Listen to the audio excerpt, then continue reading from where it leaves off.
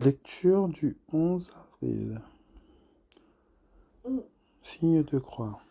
Je viens à mon aide, Seigneur, à notre secours. Gloire au Père et au Fils et au Saint-Esprit.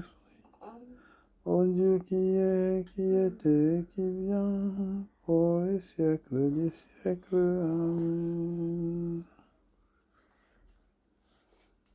Dans le désert, je cherche ta face, dans le désert, ton pain me nourrit. Je ne crains pas d'avancer sur ta trace, c'est pour ma soif que ton eau vive jaillit. Promis à toi dans la justice, promis à toi dans l'amour, dans la fidélité. Comme je suis connu, je connaîtrai. Dans le désert, j'entends ta parole. Dans le désert, loin de la rumeur, le souvenir de ta loi me console. Ô Dieu, caché, tu veux parler à mon cœur. Promis à toi dans la justice, promis à toi dans l'amour, dans la fidélité. Comme je suis connu, je connaîtrai. Dans le désert, j'aspire ton souffle, dans le désert habite l'esprit. Il est la force au matin qui me pousse.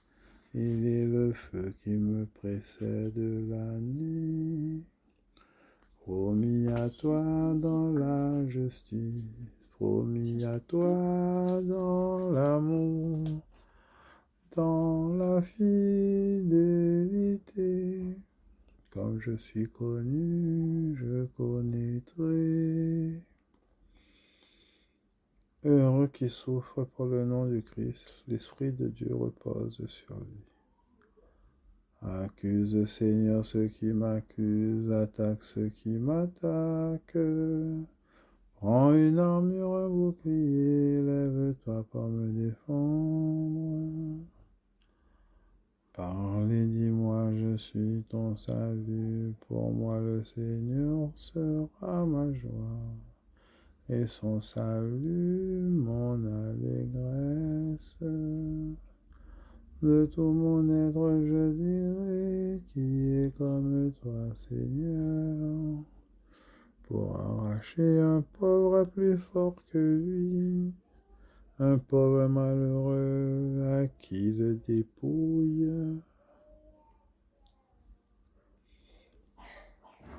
Des témoins injustes se lèvent, des inconnus m'interrogent. On me rend le mal pour le bien, je suis un homme isolé. Quand ils étaient malades, je m'habillais d'un sac, je m'épuisais à jeûner, sans cesse revenait ma prière. Comme pour un frère, un ami, j'allais et venais. Comme en deuil de ma mère, j'étais sombre et prostré. Si je faiblis en riant sa troupe, des misérables s'attroupent contre moi, des gens inconnus qui déchirent à grands cris. Ils blasphèment, ils me couvrent de sarcasme, grinçant des dents contre moi. Comment peux-tu voir cela, Seigneur? Tire ma vie de ce désastre, délivre-moi de ces forts.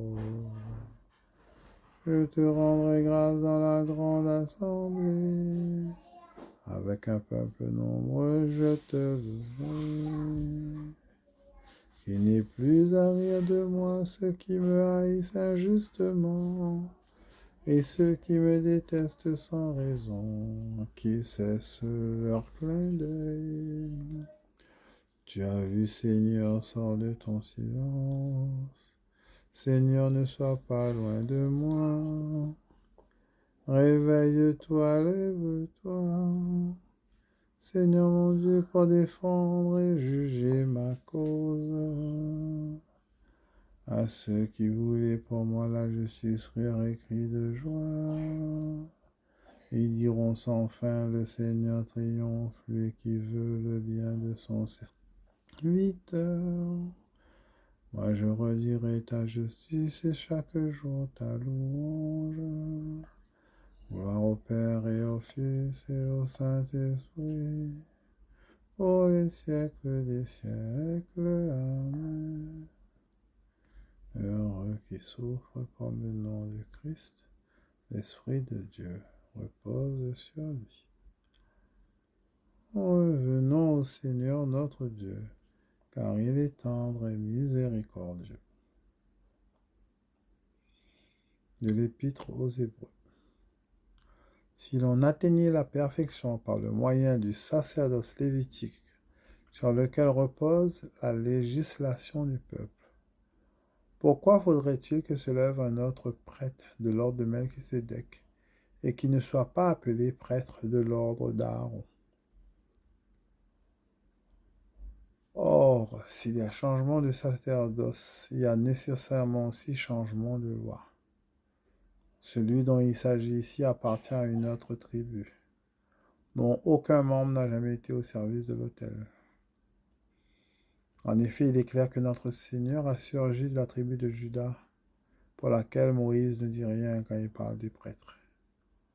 Les choses sont encore beaucoup plus claires si cet autre prêtre se lève à la ressemblance de Melchisédek et devient prêtre non pas selon une exigence légale de filiation humaine, mais par la puissance d'une vie indestructible.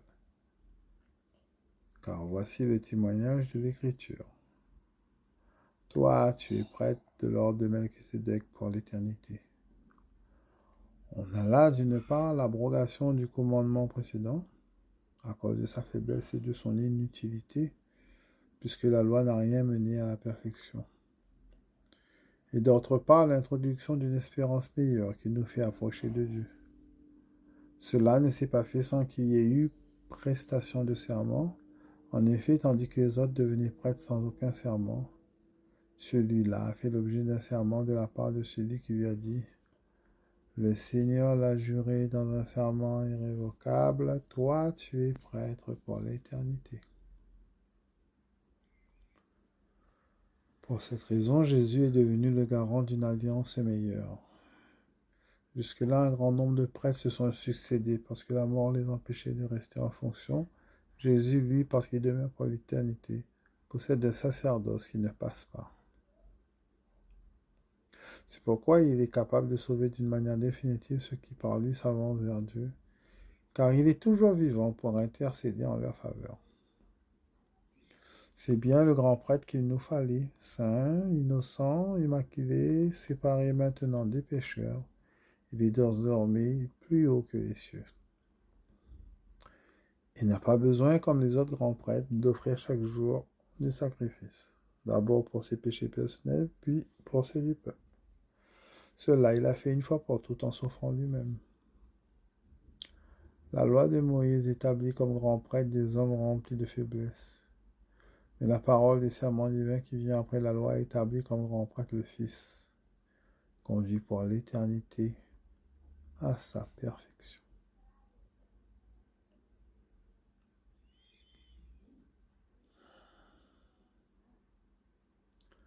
Jésus, tu es prêtre pour l'éternité. Jésus, tu es prêtre pour l'éternité. Par la puissance d'une vie indestructible, par le serment que fit le Seigneur.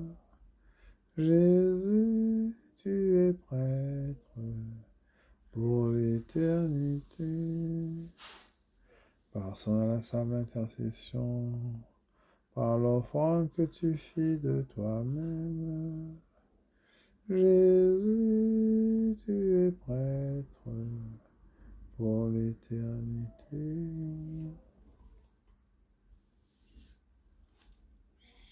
Lettre de Saint Fulgence de Ruspe. Il s'est livré pour nous. La Sainte Trinité, Dieu unique du Nouveau et de l'Ancien Testament, prescrivait à nos pères de lui offrir en sacrifice la chair des animaux. Ces animaux préfiguraient l'offrande très agréable de ce sacrifice que l'unique Fils de Dieu devait offrir miséricordieusement pour nous en immolant sa chair. C'est lui, en effet, selon l'enseignement de l'apôtre, qui s'est livré pour nous, en offrant à Dieu le sacrifice qui pouvait lui plaire. C'est lui, vrai Dieu et vrai grand prêtre, qui pour nous est entré une fois pour toutes dans le sanctuaire en répandant non pas le sang des animaux, mais son propre sang. C'est ce que préfigurait le grand prêtre juif quand il entrait dans le sanctuaire chaque année en répandant le sang. C'est donc lui qui, en lui seul, a présenté tout ce qu'il savait être nécessaire de réaliser pour notre rédemption. Oui, il était à la fois le prêtre et le sacrifice, à la fois Dieu et le temple. Prêtre dont la médiation nous réconcilie. Sacrifice qui opère la réconciliation. Temple dans lequel se fait notre réconciliation. Dieu avec qui nous sommes réconciliés. Il est à lui seul le prêtre, le sacrifice et le temple, car étant Dieu, il est tout cela, selon la condition de serviteur. Mais il n'est pas Dieu à lui seul, car il est avec le Père et l'Esprit Saint, selon la condition de Dieu. Tu dois donc croire très fermement et sans aucune hésitation que l'unique Verbe de Dieu lui-même s'est offert pour nous à Dieu en sacrifice capable de lui plaire. C'est à lui, avec le Père et l'Esprit Saint, que les patriarches, les prophètes et les prêtres, au temps de l'ancienne alliance, offraient des animaux en sacrifice. Et c'est à lui, avec le Père et l'Esprit Saint, qui ont avec lui une même divinité, que la Sainte Église catholique dans le monde entier ne cesse d'offrir le sacrifice du pain et du vin dans la foi et la charité. La chair de ces animaux immolés jadis préfigurait la chair du Christ que lui-même, étranger au péché, offrirait pour nos péchés. Elle préfigurait le sang qu'il répandrait pour le pardon de nos péchés. Mais dans notre sacrifice, il y a l'action de grâce et la mémoire de la chair du Christ, qu'il a offerte pour nous et du sang que lui-même Dieu a répandu pour nous.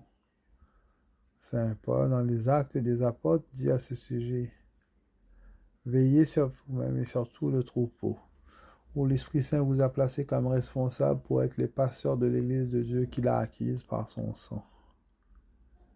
Les sacrifices d'autrefois symbolisaient donc d'une manière figurative ce que nous aurions à donner. Dans le sacrifice d'aujourd'hui, nous y montrons clairement ce qui nous a déjà été donné. Le sacrifice d'autrefois annonçait à l'avance que le Fils de Dieu serait mis à mort pour les impies. Le sacrifice d'aujourd'hui annonce qu'il a été mis à mort pour les impies. Saint Paul nous l'atteste. Le Christ, alors que nous n'étions encore capables de rien, au temps fixé par Dieu, est mort pour les impies que nous étions. Et encore, quand nous étions encore ses ennemis, Dieu nous a réconciliés avec lui par la mort de son Fils.